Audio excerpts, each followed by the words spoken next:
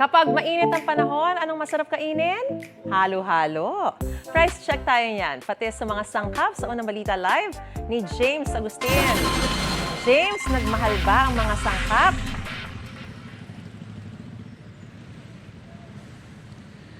Maris, good morning. Bahagyang tumaas nga ang presyo ng mga sangkap ng halo-halo. Dito po yan sa Blumentritt sa Maynila. Pero dahil nga mainit ang panahon, patok na patok yan sa mga mamimili. At tinanong ko rin yung mga nagtitinda ng halo-halo kung ano nga ba yung nagpapasarap doon sa mga binebenta nila. Mabibili ng tingi ang iba't ibang sangkap ng halo-halo sa pwestong ito sa Blumentritt Market sa Maynila. Bahagyang tumaas ang presyo, gaya ng minatamis sa saging na 60 pesos ang kalahating kilo. Ang langka at makapuno naman ay 60 pesos ang kada plastic pero 1/4 kilo lang yan. 30 pesos ang munggo at beans habang 25 pesos ang nata de coco. Mayroon din silang kaong na 40 pesos.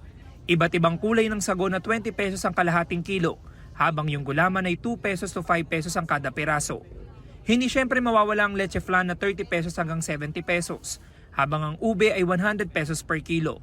Ayon sa mga nagtitinda, katapusan pa raw ng Marso nagsimulang naging mabenta ang mga sangkap ng halo-halo. Magbenta naman po ngayon kasi mainit yung panahon.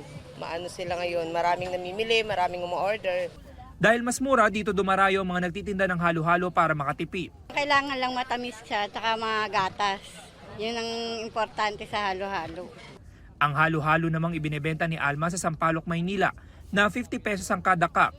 May special daw na sangkap. Sa akin kasi, mas masarap kasi pagka may milon tsaka kamoteng nilaga. Ganun. Bihira yung may melon no? Oo, bihira kasi sa probinsya kasi ganyan masarap. Samantala, Maris, anumang bersyon ng halo-halo ng mga Pinoy, ay may toppings man na ube, halaya o di kaya naman pastillas, iisa ang tiyak. Pasok na pasok yan sa panlasang Pinoy bilang merienda lalo na ngayong mainit ang panahon. Yan ang unang balita mula rito sa Maynila. Ako po si James Agustin para sa GMA Integrated News. Gusto mo bang mauna sa mga balita? Mag-subscribe na sa GMA Integrated News sa YouTube at tumutok sa Unang Balita.